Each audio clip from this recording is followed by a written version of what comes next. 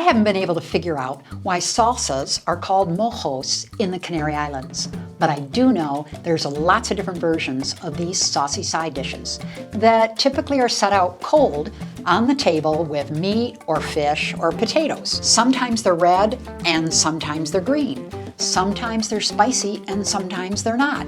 Today, we're going to make a classic mojo picon, or a spicy red version, to dress up some wrinkly potatoes for tapas hour. So we'll be starting with spices from Chile's, of course, some red wine vinegar, olive oil, little cumin, little salt. So let's get going. Our first step is simply to boil all these potatoes. A little bit of salt, but not a lot. We'll add more salt later. This will take about 15-20 minutes. So let's cover them up and we'll be back in a minute. While the potatoes are boiling, we're going to prepare these peppers. And all I want to do is remove most of the seeds, but I don't have to remove them all, and cover it with boiling water and let this sit for at least 20 minutes until all the peppers are nice and soft. The potatoes are almost done. I'm going to start adding a lot of salt. And I didn't want to add it at the beginning because I don't want the potatoes themselves to be oversalted. I just want a really nice salty coating on the outside. That's exactly what we'll get. So let's stir these around just a little bit at a nice even boil like this. These will finish in no time, and we'll end up with an incredibly salt-crusted potato. It'll be perfect with the mojo sauce. You can see this amazing salt crust forming on the potatoes, along the edges, along the top.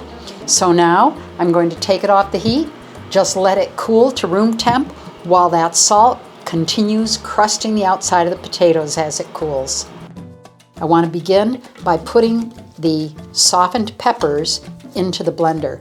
I've removed almost all of the seeds because I can add spice later if I want it spicier, but I can't take it out if it's too spicy now. I'm also going to add 4 cloves of garlic, 2 teaspoons of pimenton, a really smoky pepper that comes from Spain, and it's incredibly good and really tasty.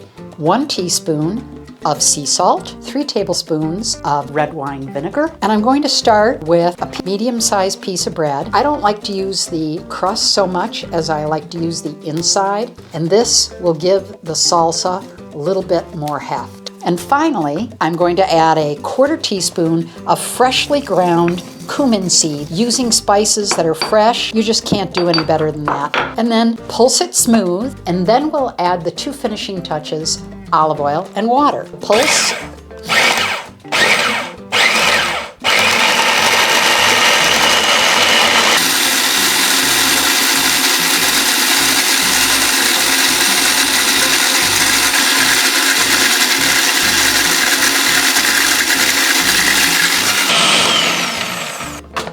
And we're going to test it. Oh, pretty rich and plenty spicy, but wow, does it have a lot of flavor. It'll be perfect with these potatoes.